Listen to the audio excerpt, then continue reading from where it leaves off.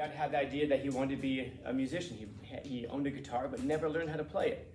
The first time his guitar was ever played in real life was by me. And he actually went to go watch a show I performed at just because he really wanted to see that guitar get played. He owned the guitar for like 20 years or something like that, longer than I've been alive. And he just wanted to see that thing get played, and he was all excited and happy to see that. And so in that case there, my dad didn't get a chance.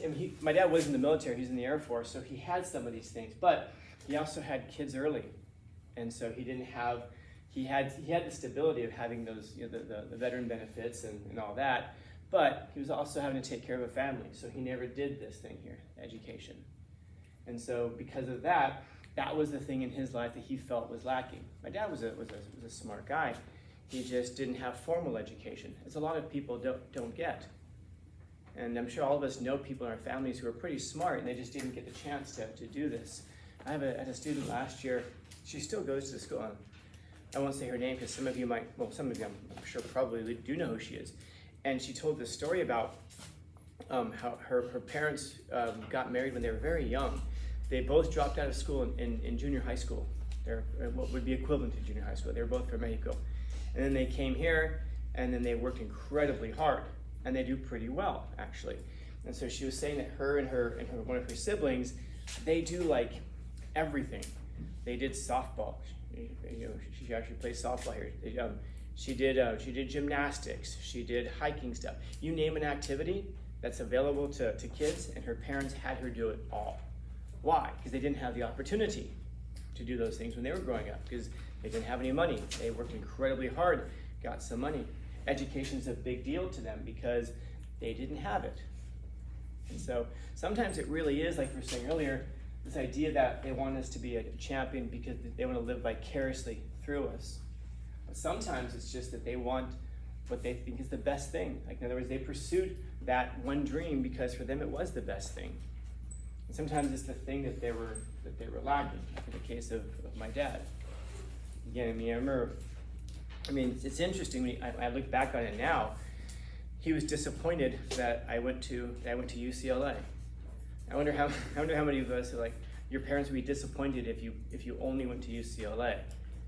I could have gone to Harvard, I could have gone to Stanford, could have gone to Columbia, but I went to that one place, and he looked at that as being like, yeah, it's great, it's wonderful, it's fine, but it's not what you could have done.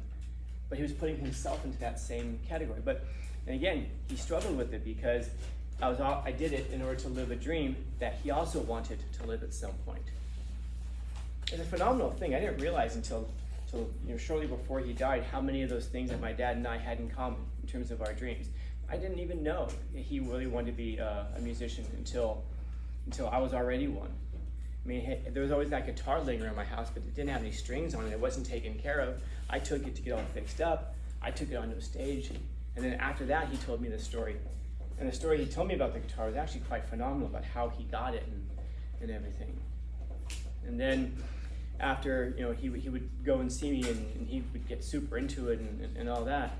And then when I was going through school, and he would live vicariously through that. He loved seeing my grades. He loved seeing what I was doing. And so he was like a paradox like that, but it was just so interesting to me that I didn't really realize until shortly before he died how much he and I had in common in terms of those dreams. But that's also really interesting, because what that tells me is that he didn't guide my life in a direction that a lot of people do. And I didn't even know he was into music. I just kind of did it on my own. I didn't know that he was, he really wanted to get an education. I just kind of did it on my own. I wonder how many of you guys, or how many of us are completely always aware of what our parents' dreams are, because they're living it vicariously through us. They're trying to direct us in those things. What I'd encourage you to do is to be charitable with it. They're not trying to necessarily drive you in a certain direction because they want to use you as like a proxy puppet to achieve the things that they never did. Sometimes, if you can imagine this, they just really love you, and they want you to choose something that they think was the best thing. And maybe it was the best option they thought was available, they just didn't quite get there. And they really want you to, because they think it's a good thing. So I like that example of the military, because there isn't really a lot of glory in it. You know, if any of you guys know people who are in the military, I will say this: when the National Guard, when they did come in and they talked to you guys, one thing that always kind of like, not strikes me as a little strange, but what do they hit on with you? Like when they're trying to get you to join, what's the key thing that they're trying to get you to be interested in? What'd you take from it? You're not even listening to me, are you? It's okay. I was thinking about something else too while I was talking. I was thinking, they're not even listening to me. So I'll ask it again. When the National Guard, exactly. Then when the National Guard came in, what was the thing that they were trying, what was the carrot they were trying to entice you with, interest you with? What was the thing they kept harping on? I want you to join. Yeah, but why? And then what would you get out of it? What was the thing they were trying to say? Here's what you'll get out of it. Also, that you stay out of trouble. Stay out of trouble? College? Money? Yeah, it was all like money, money, money, money. I got this car, I got this house, I got this money, I got that money, I got this, I got that. I wonder if they go to, I wonder if they, well, actually I do, I know the answer to this question, but they'll shape that speech depending on who they're talking to. Sometimes they'll come to you if they think that we're in a poor community, they'll come in and say, get your housing, get your medical, get your benefits, get your money, get your money, get your money. If they're over in Coronado and they're talking to people over there, they're not talking about that stability stuff. The kids over there already have that. And they're bored as all hell that they have all that stuff. Because nothing leads to a boring life more than stability. And this is why if you have a chaotic, erratic life, you're probably going to seek stability because you want to calm things down. And your whole life, if you lived in a completely stable life, you're probably hoping for the chaos. It'll be reflected oftentimes in the music that we listen to. And so over there, they probably push this thing about honor and excitement.